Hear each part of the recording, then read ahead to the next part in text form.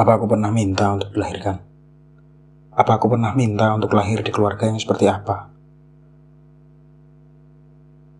Kalau tetap kayak gini, masa depan yang baik apakah masih ada?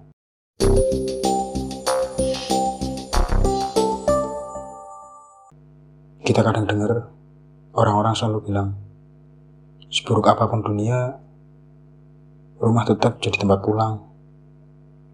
Tapi nggak semua orang lahir di rumah yang bisa disebut tempat pulang. Kadang rumah cuma tempat kita belajar menahan diri untuk tidak hancur. Kamu masih berharap mereka berubah? Aku dulu berharap. Aku pikir suatu hari nanti ayah dan ibu bakal berhenti bertengkar.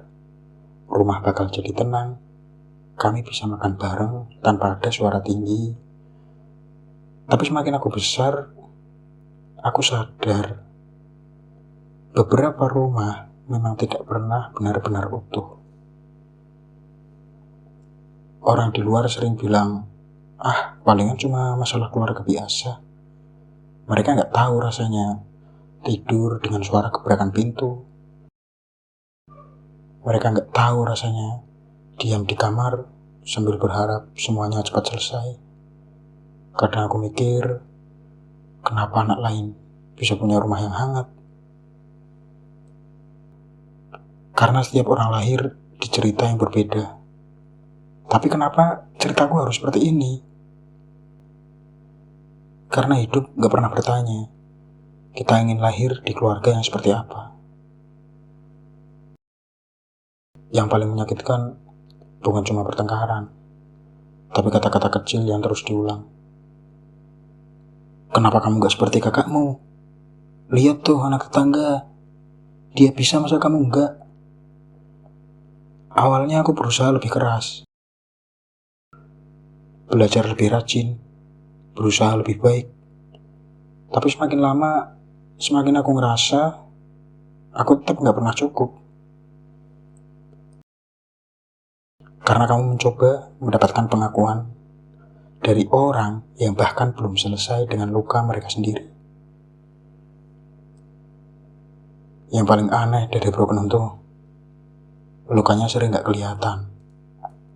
Orang cuma lihat kita ketawa di luar, tapi mereka gak tahu betapa beratnya pulang ke rumah.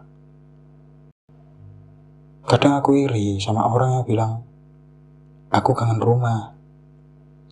Karena jujur, aku pernah berharap punya rumah yang bikin aku kangen. Tapi kamu masih bertahan sampai sekarang. Iya, aku ngerasa aku dipaksa dewasa terlalu cepat. Belajar memahami emosi orang tua, belajar menahan diri supaya tidak makin besar. Padahal aku cuma anak kecil waktu itu. Dan kamu tetap bertahan sampai sekarang. Kan bertahan bukan berarti gak terluka. Aku tahu, tapi luka tidak selalu menghancurkan seseorang.